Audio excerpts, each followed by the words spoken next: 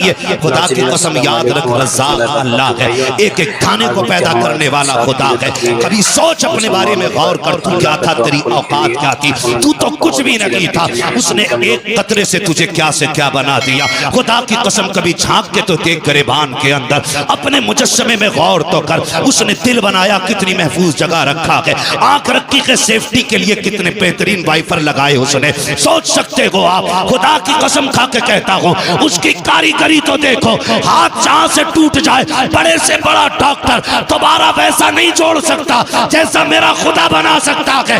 इसलिए कि कायनात को पैदा करने वाला मेरा खुदा है। जब तेरे खेत के अंदर दाना उगा था तब तू कहता खुदा का शुक्र है, पूरा पौधा बना था तू कहता खुदा का शुक्र है, बाल लंबी आई कहता खुदा का शुक्र है, फसल कट के आ गई उस ज़कात निकाल के दे देता। मैं कसम खा के कहता हूँ, अल्लाह तो ये कहता है तुम ज़कात दो, तुम्हारे माल की जिम्मेदारी मेरी है, हिफाजत मैं करूंगा। आग कभी ना लगती, तबाही कभी ना आती, सैलाब नहीं आते, हमने ज़कात देना बंद की, इसलिए सैलाबों ने बर्बाद किया। हमने हक देना बंद किया गरीबों का, चोरी हो गए सारे माल। बदलो अपने रवैये, सब कुछ खुदा का समझो, जो उसका हक है उसे दे दो, जो तुम्हारा है वो तुम ले लो। खुदा की कसम, ना तुम मारे जाओगे ना गरीब बेटियां मारी जाएंगी।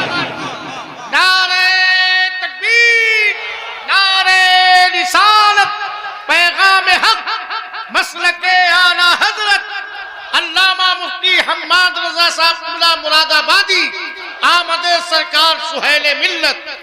हम इसी बात पे लड़ते रह गए, इसी बात पे लड़ते रह गए कि मेरे पीर को तूने चाय नहीं पिलाई थी। मेरा पीर आया वो उठ के खड़ा नहीं हुआ था, यही लड़ते रह गए। दर्द रखो यार, आज जागना जरूरी है।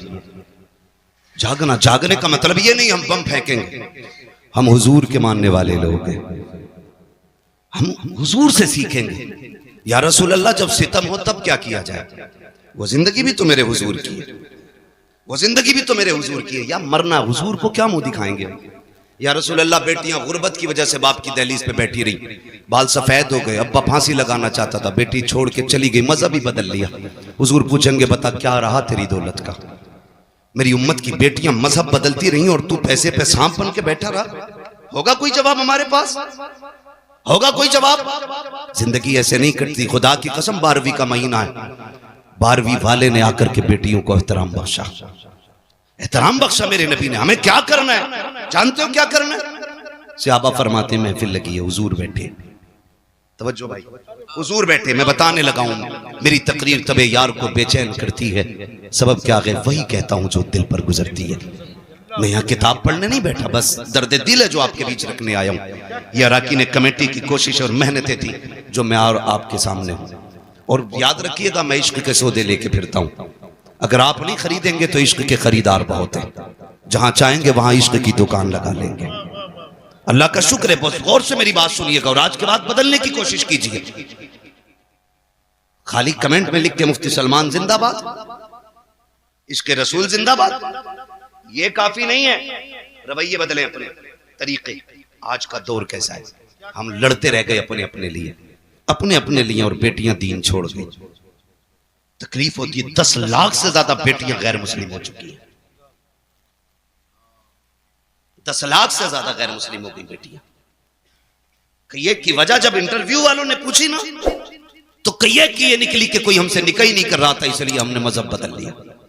हर किसी को 10 लाख चाहिए थे, किसी को 5 लाख चाहिए थे। बेटा है तेरा, बकरा नहीं है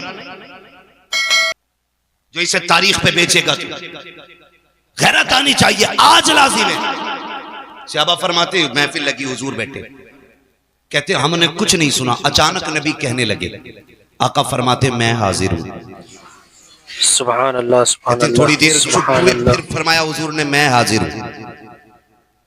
कहते हैं फिर हुजूर खामोश हुए, फिर फरमाया मैं हाजिर हूं। 3 मरतबा ये कह के अचानक हुजूर उठे और दौड़ लगा दी। सहाबा फरमाते हमने देखा अचानक हुजूर बगैर बताए चले गए।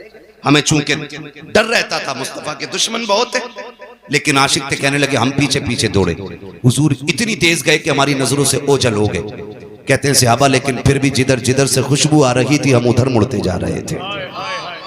खुशबू सूंघते सूंघते वहां पहुंचे जहां मेरा नबी मौजूद था। कहते हैं हुजूर गए, और एक दरवाजा था पुराना, उस पे आका करीम खड़े हैं। जरा सुने, आज सगी बहन दरवाजे पे आती है ना तो भाई का कलेजा पानी पानी होता है। आ गई लेने के लिए, सगी बहन को चाय पिलाने तैयार नहीं होते हम। यूं तो सैयद भी हो, मिर्जा भी हो, अफगान भी हो, तुम सभी कुछ हो, बताओ कि मुसलमान भी हो। हमारे रवैये सगी बहन को पानी पिलाने तैयार नहीं होते। आ गई हराम का खाने, जबान को ताला लगा। बेटियां बहनें जब दरवाजे पे आती हैं ना, वो तुम्हारा लेके नहीं जाती हैं बल्कि तुम्हें और दे के जाया करती हैं। मेरे नबी को देखो खड़े दरवाजे पे। कौन? बेटी अभी तूने कहा ना काश मेरा बाप होता, चल मुझे वही समझ, दरवाजा खोल दे। उसने कहा मेरा बाप इतना अच्छा तो नहीं जो आ जाता। कहा फिर तूने ये भी तो कहा था ना काश मेरा भाई होता। महबूब फरमाते हैं चल वही समझ के खोल दे। उसने कहा मेरा भाई होता तो मैं यहां ना होता। आका फरमाते हैं तीसरी बार तूने ये भी तो कहा था ना काश कोई मेरा हमदर्द होता। फरमाते हैं फिर मुझे हमदर्द समझ के दरवाजा खोल। बच्ची कहने लगी फिर आ जाइए अंदर। मेरे हुजूर तशरीफ लाए, चेहरा देखा देखती रह गई, लेकिन फिर देख के कहती आप कौन?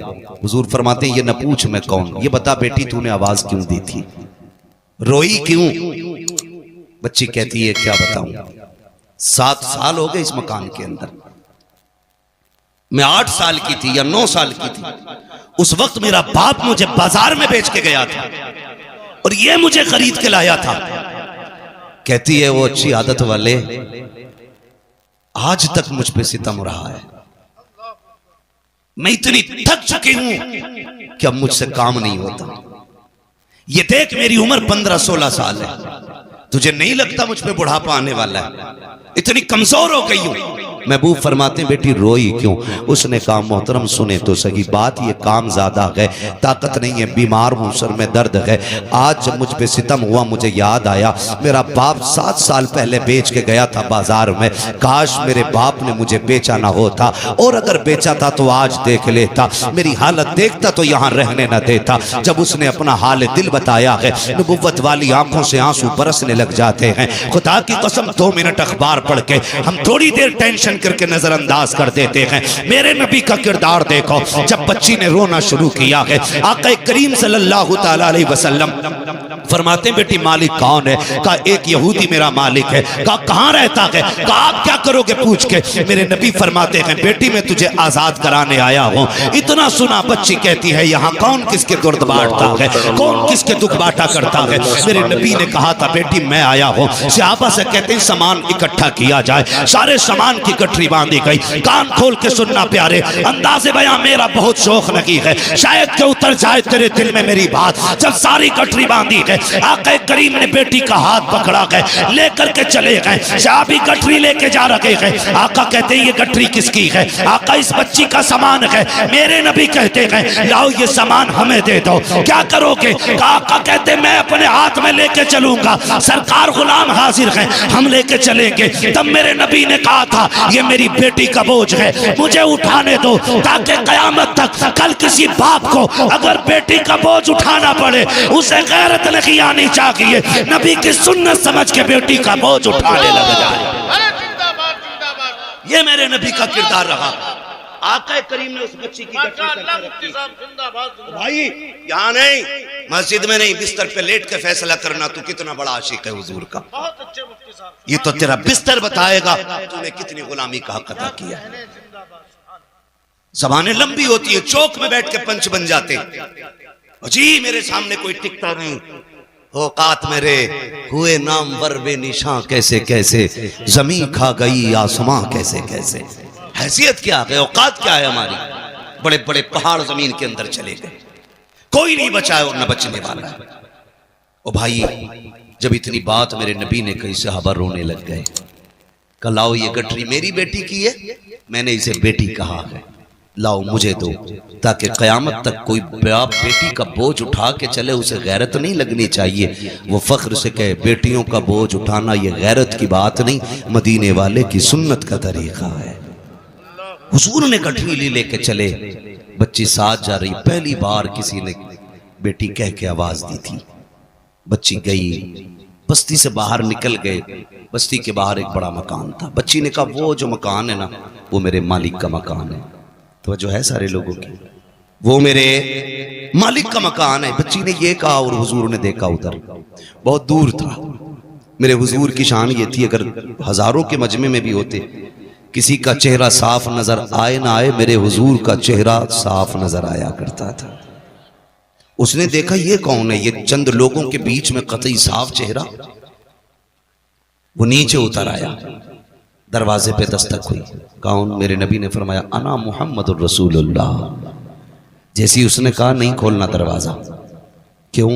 कहा मुझे तुम्हारा दीन कबूल नहीं करना। मेरे नबी ने फरमाया गरज और है, किसी और वजह से आया हूं, दरवाजा खोल एक सौदा करना है। दरवाजा खोल एक सौदा करना है। उसने दरवाजा खोला, हुजूर सामने। जी कैसे आना हुआ? हुजूर फरमाते हैं इस बच्ची को तू खरीद के लाया था? कहा हाँ। फरमाने लगे अब इसकी कीमत तू बता, मैं खरीदने आया हूं, मैं खरीदने आया हूं। उसने यूं चेहरा देखा, आप कौन? आपसे इसका रिश्ता क्या? हुजूर ने फरमाया पूरी कायनात से मेरा रिश्ता बड़ा गहरा है, तू बता इसकी कीमत क्या है? उसने कहा आपका कोई रिश्ते में लगती है? आका फरमाते हैं इसकी कीमत बता। जब इतनी बात कही ना, कहने लगा ठहरो। चेहरा देखा, बाहर आया। उसने कहा मेहरबानी करें जरा थोड़ा सा दामन उठाएं। हुजूर ने दामन उठाया। उसने एक पुरानी किताब ले रखी थी, वर्क पलटा। सीना देखा, वर्क पलटा, दामन छोड़ दे।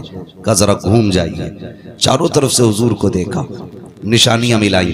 उसके बाद कहने लगे आपका नाम? मेरे नबी ने फरमाया मोहम्मद इब्ने अब्दुल्ला। कहा कि खानदान कुरैश से हैं? कहा जी। अम्मी का नाम? आमीना है। सारी बातें सुनने के बाद उसने कहा ठहरिए। अंदर गया, सारे रिश्तेदारों से बोला सुनो, आज वो आ गया था, आज वो आ गया है जिसका जमाने को सदियों से इंतजार है। आज वो आ गया जिसका जमाने को सदियों से इंतजार है। सबने कहा क्या कह रहे हो? कहा ये देखो हमारी किताब। वो दरवाजे पे खड़ा है, नाम मोहम्मद है, अब्दुल्ला का बेटा है, माँ अमीना है, खानदान कुरैश से है, और ये देखो मक्के का रहने वाला है। जल्दी जल्दी आया, खानदान रिश्तेदारों को लेके खड़ा हो गया। उसने कहा सुनो तुम देखते जाओ, मैं निशानी पढ़ता जा रहा हूँ। उसने अबरू की अलामत पढ़ी, चेहरे की अलामत बताई, रुखे रोशन का तज़किरा, जुल्फ़े अंबरी की बात है, वो नशीली निगाह है, वो खूबसूरत अदाएं सारी बताई हैं। वो किताबें देखते जा रहे हैं और वो मिलाते जा रहे हैं। आखिर में सारी मिल गई। कहा मेरी किताब ये भी कहती है जो आखिरी पैगंबर होगा वो इतना दयालु होगा कि वो अपने पैसे से गुलामों को आजाद कराएगा। कहा देखो ये मेरी गुलाम है, आजाद कराने ये आया है। उसने कहा जनाब अब बताओ कहना क्या चाहते हो? मेरे नबी ने ये कहा था इसको बता, मैं इसे खरीदने आया हूँ। उसने कदम पकड़े, कहा सिर्फ इसे नहीं बल्कि मुझे भी गुलामी में शामिल फरमा लीजिए। अल्लाह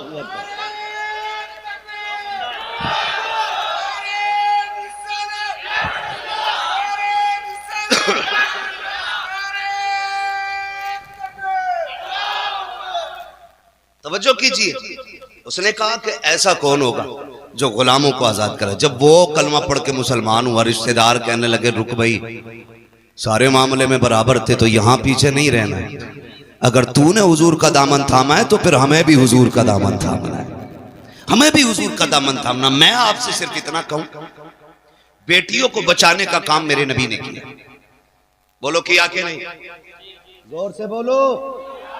मैं किसी के पीर की तरफदारी में नहीं, मदीने वाले की तरफदारी में बात कर रहा हूं।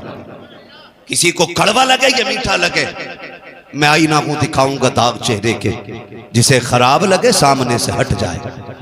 मसला ही कोई नहीं, सीधी बात है। बहुत गौर से बात सुनिएगा भाई। बेटी बचाने का काम किया मेरे ने, आज हम बचा रहे हैं बेटी। खुद सोचे, एक बाप बेटी को पालने में बूढ़ा नहीं होता है, बेटी को जवान करने में बाप बूढ़ा नहीं होता, बेटी को रुखसत करने में बाप बूढ़ा हो जा रहा है। क्या ये हालात नहीं? दूल्हा मरा जा रहा, कह रहा भैंस वाली जंजीर चाहिए। अल्लाह ने अच्छा खासा इंसान बनाया था, गले में चैन पहनेगा। सास भी ना पहले लाती है मेरे दामाद के लिए, और दमाद है तेरा बकरा नहीं। मर्द को सोना पहनना हराम तो हराम, चाहे तेरा बेटा हो या मेरा बेटा हो। और कह रही सोने की अंगूठी पूरी 1.5 तोले की चाहिए। याद रख, जो दुनिया में सोना मर्द पहनेगा ना, अल्लाह उसे आखिरत में जहन्नम की आग का जेवर पहनाएगा। अल्लाह अकबर, अस्तगफिरुल्लाह, अस्तगफिरुल्लाह। खड़ा होके कह रहे हैं पहनाओ, लो रवैये अपने। अंगूठी शिकल खाक की नहीं, सोना पहनने चले। ओ भाई ये क्यों बोझ इतना, क्यों बोझ इतना? क्या इसी का नाम निकाह है? क्या इसी का नाम इस्लाम है? जोड़ मिलाते फिर रहे। सोचो यार, थोड़ा सा बदलो। अगर सोने की अंगूठी ना मिली तो मर गया। एक मौलवी बता दो जिसने सोने की अंगूठी पहनी, किसी के गले में जंजीर दिखा दो एक सोने की, दिखाओ, कोई नहीं पहनता। मौलवी मोहताज है? शरीयत ने इतनी